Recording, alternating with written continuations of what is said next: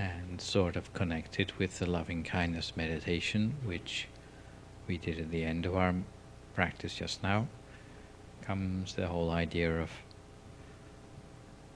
well, dealing with emotions which make it hard for us to be a forgiving person. Many religious traditions have a lot of emphasis on forgiveness. Buddhism is amongst them. The whole thing about negative emotions is that they do add to the baggage, and especially if we hope to make strides in meditation, then it's a baggage that tends to hold us back quite a lot. So look at forgiveness and see what we can learn about it. Of course, there are many ways of perspectives on forgiveness, even from our own point of view. And we can think of ourselves on being at the receiving end of forgiveness from other people. Maybe how that feels. If it was us, then generally we would feel better if someone was able to forgive us, right? The perspective is being able to forgive ourselves. Some people who have this sort of death wish to beat themselves up repeatedly about things they have regrets about in their past. It seems like some sort of masochism in some senses. And then there's forgiving other people, us as the person forgiving others around us who maybe hurt us or harmed us in the past. There's three perspectives you can look at forgiveness from. And there's this Canadian poet who once wrote that there are sort of levels of maturity in forgiveness as well. As a child, it takes a while to realize that people are not all perfect, especially like adults and your parents and people. So if you still haven't realized that, then you're still a child. You start to grow up to be an adolescent when you can forgive them some of their imperfections. Then, moving from an adolescent to becoming an adult, you maybe are able to forgive yourself as well, the imperfections that you have, and go beyond them, hopefully.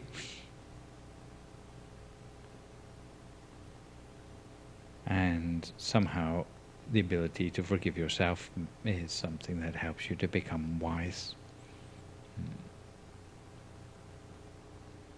So there's a Canadian for you. So some reasons why forgiving or being a forgiving person is actually some sort of advantage to you. The first of these is you have to remember that when you forgive others, it's actually for your own benefit and not for the benefit of the person you're forgiving. If you don't lose sight of that, then it's quite helpful to you. If you think of yourself lying awake at night, burning with fury about how you've been wronged, you're the one who's losing sleep, not the person who you're so angry about, who's normally sleeping very well, thank you. So, like, who's the person who's suffering here?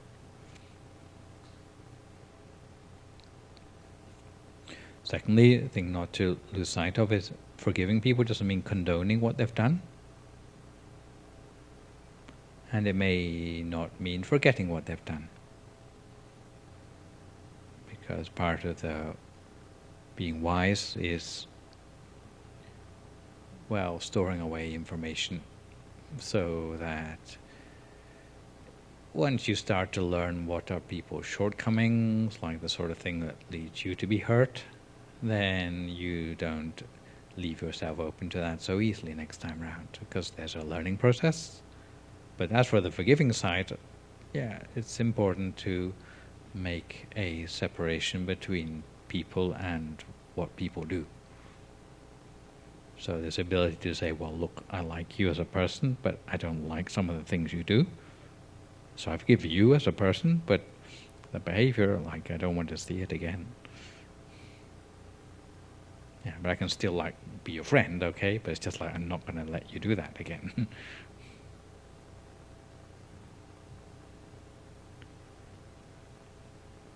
Goodness is helpful in that it helps us turn the corner of a feeling of helplessness, allowing you to reclaim the power over your own life and well-being. So the victim can stop being a victim by letting go of that, because then they can move past it. But for as long as you are unable to forgive, then it's like you haven't actually released yourself from that whole situation.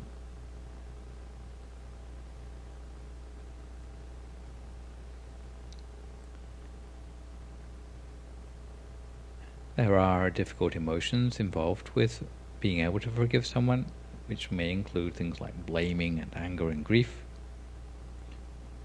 Forgiveness doesn't mean that you suppress those, or deny them, or minimize them, but it allows you that process of sort of shedding those to make progress.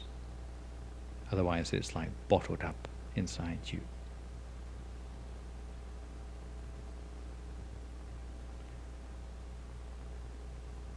The anger and resentment when you are unable to forgive people, of course it's toxic to yourself. It may give you stomach ulcers and lots of other nasty things.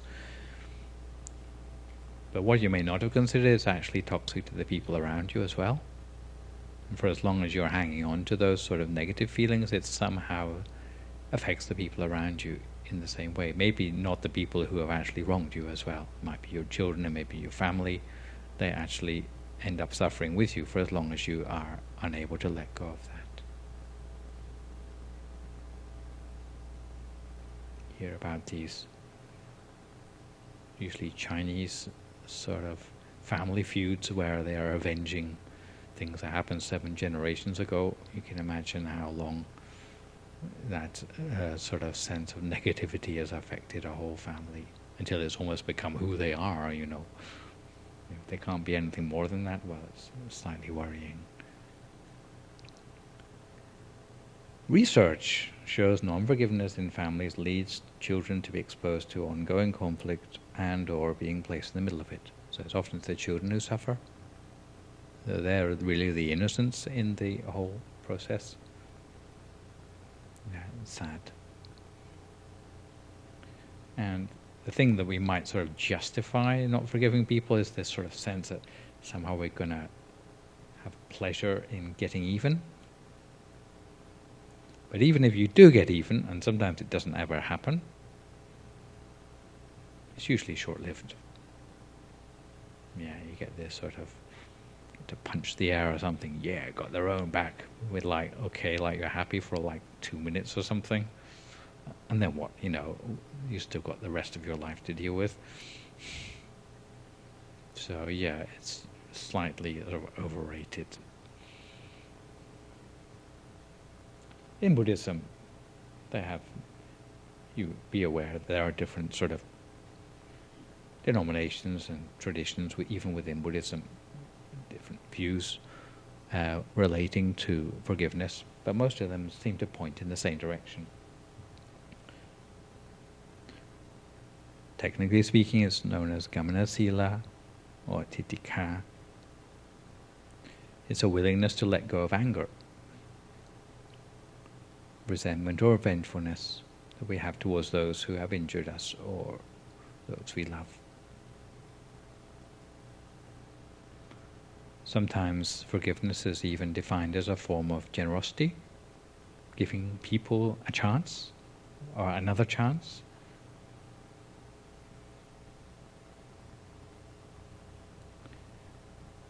The Buddha once said that when a disciple confessed their fault to the Buddha, he would usually reply, truly a fault has overcome you, but since you have acknowledged the fault and confessed it, as is proper, I forgive it. For anyone who acknowledges a fault and confesses it will develop restraint in the future and grow in the noble discipline. So confession is seen as one way in which one can move past some sort of wrongdoing, either on our behalf or someone else's behalf. But there's a sense in which just acknowledging something somehow gives us a power over it. And a person is seen as being wiser instead of hiding something away, but acknowledging it publicly and moving past it makes you the stronger person, gives you the upper hand in that sense.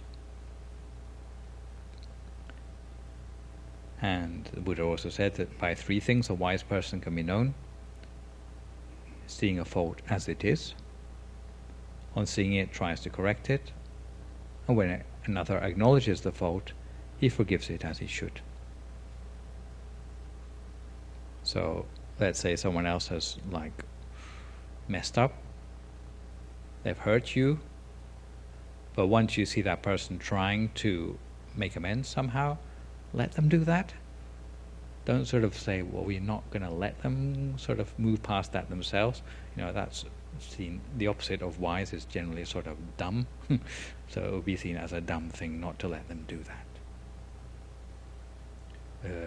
Saying that, often there's this thing about giving people 3 chances. If you come across that before, it's not like, okay, here we go again, they've done it wrong again, and we're going to forgive them again. How many times do you have to do that? Sometimes you give them 3 chances, like things like lending them money, for example. You not sort of come back a 4th time, they're still wanting to borrow money from you when they haven't ever returned anything they borrowed from you. Yeah, maybe give them 3 chances, and that's sort of known as Buddhist pragmatism. Doesn't mean you hate them, but it means that you don't lend the money anymore. You like this person, you love them, but you don't like their behavior. So it's the forgiving the person, but not the behavior. There's a nice story about a monk living in a little shack somewhere. And one day, as the monk was doing sort of monkish things, late at night, studying or whatever, at some stage he noticed this guy climbing through his window and helping himself to his meager valuables. So, having availed himself of all the meager valuables, this sort of ruffian was about to climb back out the window again, going away with all the monk's valuables. Monks don't have that much in the first place, and this guy was taking all of it. And the monk said, "Hang on a moment, it looks like you're taking all my valuables out the window." And the robber said, "You have a problem with that?" And the monk said, "Well, generally if you get something from someone else, it's polite to say thank you." So the ruffian said, "Well, thank you," and then climbed out the window with all the valuables, and the monk didn't see him again for some time. And later on, the police were making some inquiries, because it turned out quite a lot of people had had this guy climb through their window and take all their valuables. And it turned out that amongst the possessions which this guy was caught with eventually were some of the stuff from a monk's shack. And so they called in the monk to sort of testify against the guy in court. And they said, "Do you recognize this guy? He's a known robber." And the monk said, "No, I don't think I recognize him as a robber, because when he stole my stuff, he said thank you." And the police said, "Oh, well, in that case, if you sort of let him have that stuff, then that's a completely different story. So the guy was released from suspicion. And the robber was so relieved that he immediately signed up to become a student of this monk, and later on became quite a good practitioner himself. So by the monk having this sense of forgiveness, great things actually came about from what started out as not a very good situation. Yeah? So forgiveness can be positive. This is a sort of Buddhist story.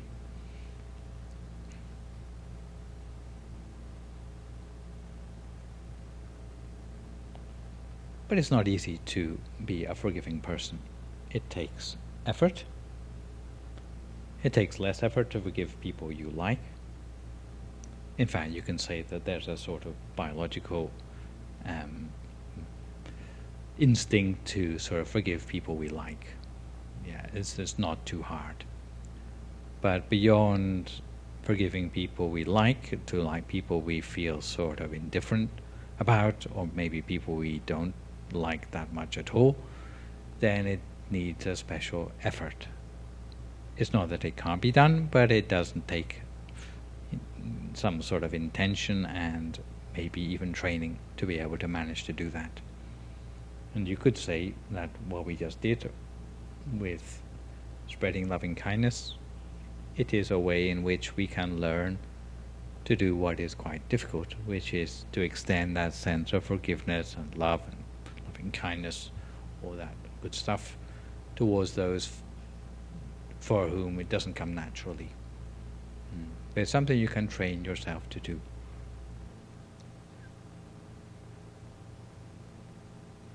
There's another way of doing loving kindness, which you may not have tried, which is to start with people you love, spread loving kindness to all those lovely people, and then you picture all the people who you don't love too much. Maybe it's love, just have a sort of slight sort of attraction towards. You spread loving kindness to them. And having succeeded in that, you then move to people who are like you feel nothing towards, like neutral, strangers, yeah, but loving kindness to all them. And then you get to people who you feel sort of a mild dislike of. So you picture all those people who you have a mild dislike of them, and you spread loving kindness towards them. And then you come to these people who you downright hate, and you picture all them, and then you spread loving kindness to all of those. And usually by this time it becomes quite difficult. In fact, you may have sort of failed at an earlier stage, but with practice it tends to come more easily. Yeah. But generally, just spreading it in wider and wider circles is an easier way to do it, and in some sense it will help you undermine that anger.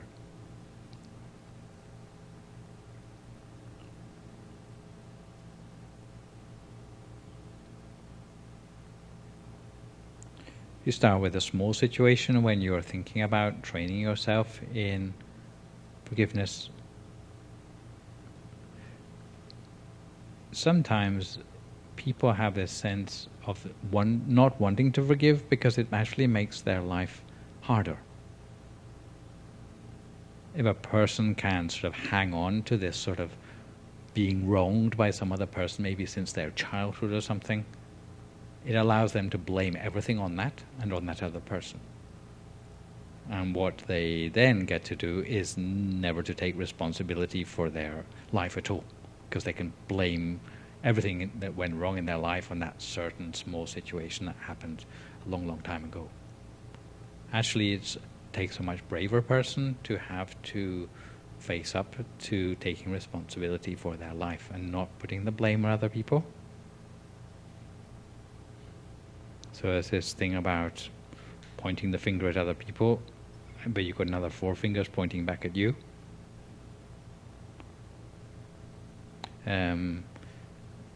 Buddhism generally tends to take be of the opinion that these 4 fingers pointing back at you are usually a much easier way to rectify the situation than trying to change another person. Anyone of you who has experience of marriage and has been trying for many years to change their loved one into the sort of person they want them to be, you probably realize at a certain point that it's easier just to sort of adapt yourself to fit in with them. And that's always the case. It's much easier to change yourself than it is to change the people around you. So when we know that this is the case, even though the way you've been wronged may be entirely genuine, but the way to grow as a person is to move past it, to take as much responsibility for your life as you possibly can. Steps that you can make towards forgiveness, if you are thinking of a particular situation which you find difficult, is firstly to consider that if you can forgive them, it opens up your heart in the face of injustice, betrayal, or harm. Not necessarily in a vulnerable way, but in a way that makes you stronger.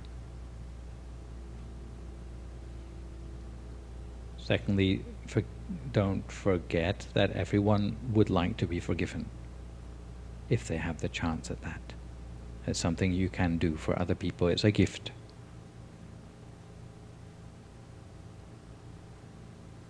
And don't think it's going to happen all at once. Some people feel that if they forgive them today, then sort of all the problems will just sort of evaporate overnight. It's not the case. There's a working through process which will then ensue. But if you don't start, then you don't finish. And the steps that tend to come from that are, firstly, there's the willingness to let go, first of all, of that personal suffering. And then you become mindfully present to notice any unfinished business of the heart that still needs forgiving. But you don't tend to get to see that until you make that first step. There may be a sense of honest grieving over harm experienced as you cultivate the willingness to practice forgiveness. And you work through those emotions layer by layer, just like you would do with grieving.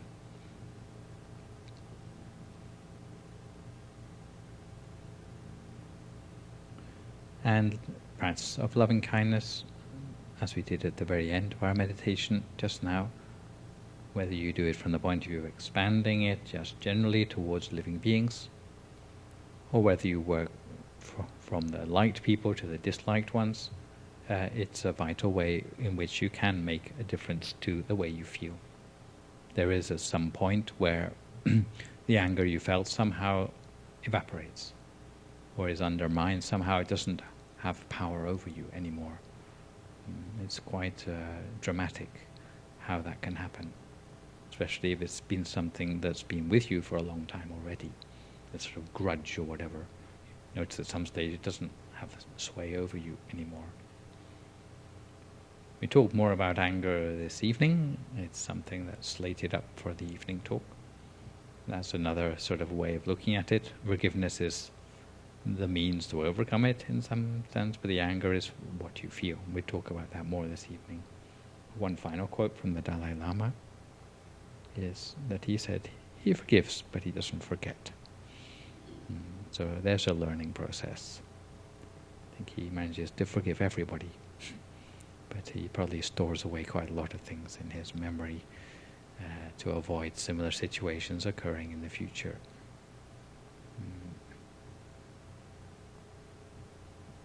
Would you like to ask anything? Yes, go ahead, Raina.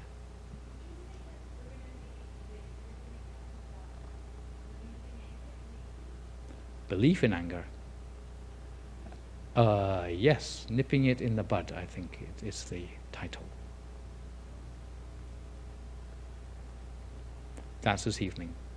Yeah, it wasn't on the menu because it is, it's a, what do you call it? A required subject for this retreat. Yeah, because there might be some other people joining us too, just for this evening.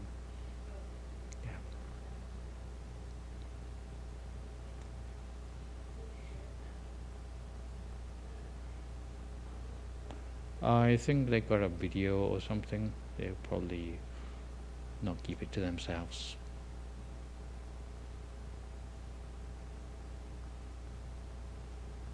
But the best thing is to remember it. Then when you are in this position where you need to forgive people, you can think, "Ah, yes, I remember that one." Yeah, just stretching. It's a bit like classroom, isn't it? Yes, go on.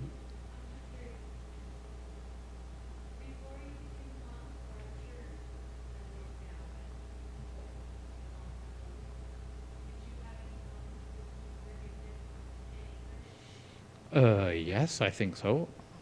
I think this is probably one of the main things that helped me see the value of meditating, was that I used to be quite a fractious person, who spent quite a lot of the time annoyed by things, and learning to like step back from that was something which I only started to do when I had taken up meditation.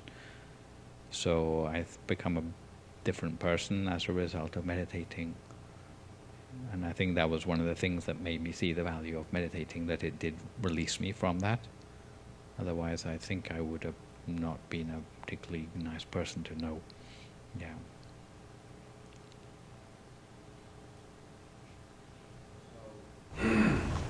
Person A harms person B,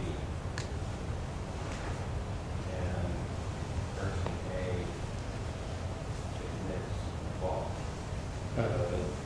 The person B has harmed them, right? Harmed person B. Okay, yeah. Yes.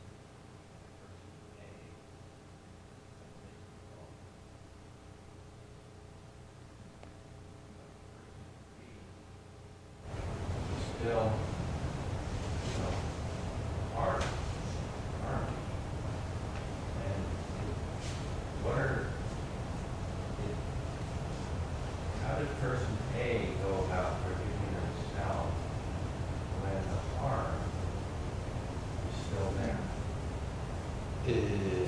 Well, I think the Buddhist way of looking at things is there's the harm, and then there's the feelings surrounding the harm. Let's say they've done something that can't be restituted. So, does being, no, let's give an example. They ran over your dog. So, no matter how forgiving you might feel, they're not going to bring the dog back.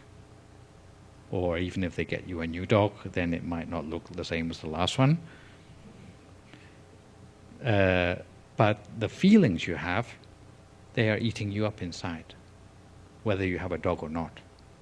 But if you're able to forgive that person and move past it, dog or no dog, you feel happier as a person.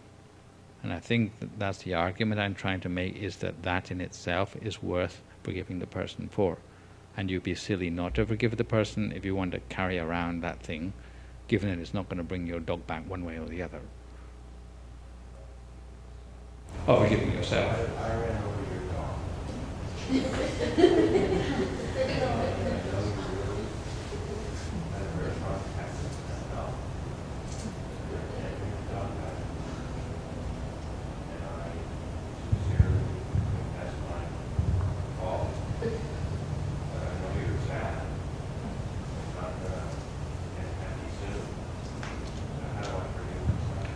Yeah, well, there's this thing about turning over a new leaf in a way that you avoid, helps you to avoid making the same mistakes repeatedly.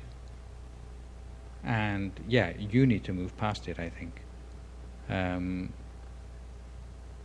It's part of accepting that we are not perfect as individuals, and going beyond it and strengthening ourselves as a result. You know, our whole past is filled with mistakes. You know, no matter how great we are now, but we had to make lots of mistakes to get here. So it's better to look at ourselves as someone who has somehow moved past that.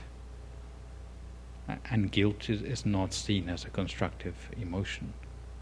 But how do you turn guilt around into something where you've learned something and you can, build on that? The guilt itself is not seen as constructive at all. Having a conscience is a good thing, but one tries to, not dwell on things in our past which we're not proud of, but we try to make our future better than that. So the good place to put the energy in, from our point of view, is to, go and open an animal hospital or something, on the basis of your earnest intent to do better next time. That would be a better way to use that energy, instead of just dwelling on it and beating yourself up. Yeah. Buddhism is a great religion for turning over a new leaf.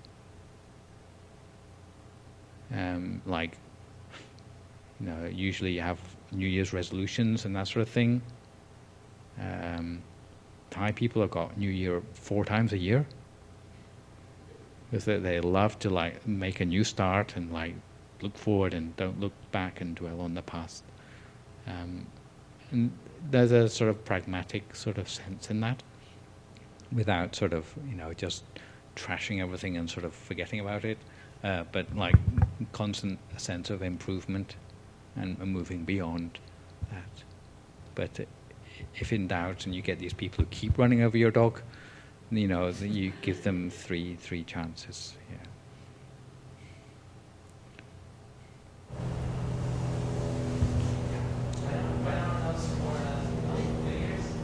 Oh, well, there's a Western New Year, there's Chinese New Year, then there's Thai New Year, which is April, usually 13th, and then you got Songkran, which Loi Krathong, which is sort of Indian New Year, where they put those candle lanterns and float away all their regrets with the candle lantern in the river.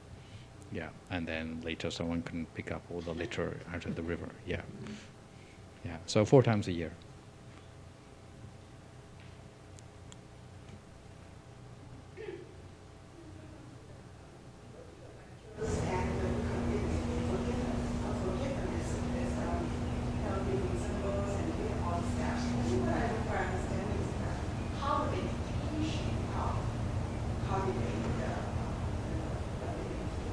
Yeah.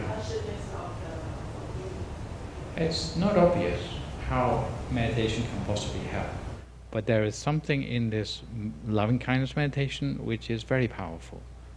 And even though you might believe that you could never forgive a person for something which you feel very strongly about, if you do loving kindness meditation long enough or regularly enough, you find something changes in you. And give an example, this is really an example of anger. There's this guy who suffered from road rage. He's quite a big guy, he's with a lot of tattoos and stuff. He looked like the sort of person you wouldn't want to mess with. And his habit was, if anyone ever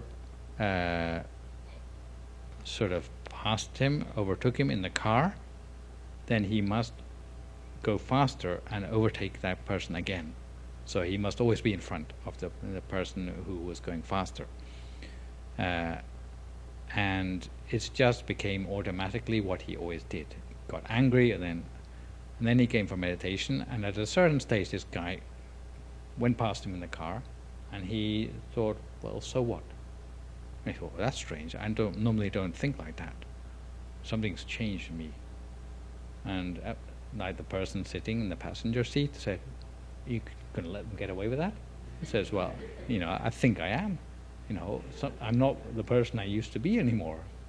And he came back and he sort of confessed this in the meditation class, and everyone was sort of looking at him, wow, he's a changed guy. But something, it's like, when it changes, it doesn't change back again. It's gone. Once it's gone for good. And this is the sort of thing that gives you some sort of, well, faith, I guess, that all this effort I'm doing with meditation is actually worth it, because things change and you don't go back to what you were before. Once it's gone for good.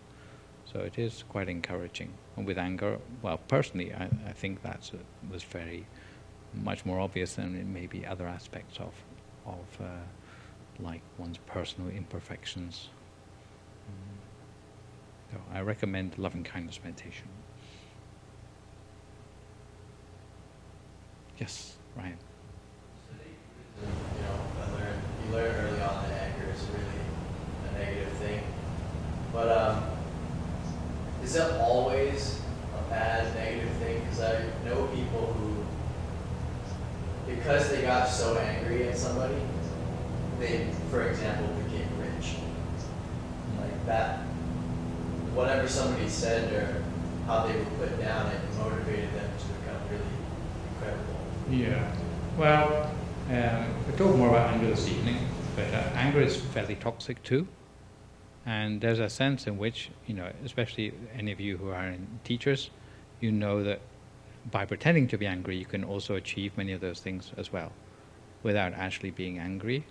You just pretend you're angry. You put on this act, and normally children are quite easily convinced, so that you don't get all this sort of like losing it and sort of stomach ulcers and that sort of thing.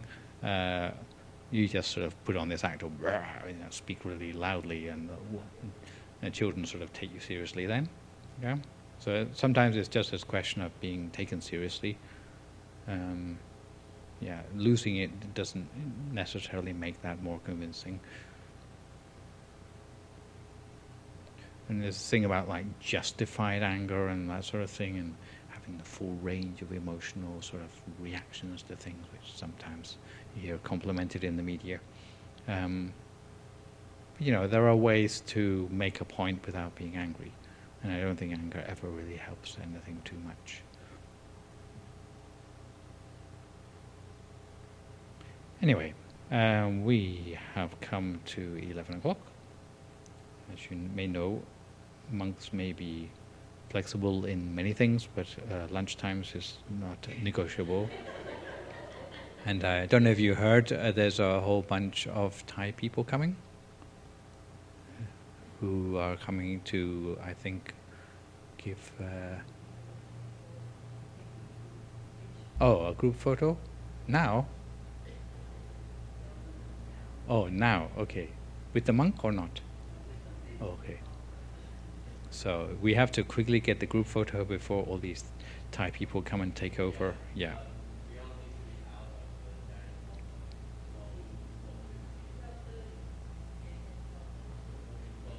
Yeah. There's Thai people who are going around and giving a donation at 9 temples. It makes it luckier. So we are one of the 9, so they're all going to turn up and make a donation. Yeah. With a whole busload of them. Yeah. So please try and keep your mind calm and collected and not be perturbed by all these enthusiastic Thai people rushing to the next one of the 9 temples after they've been here.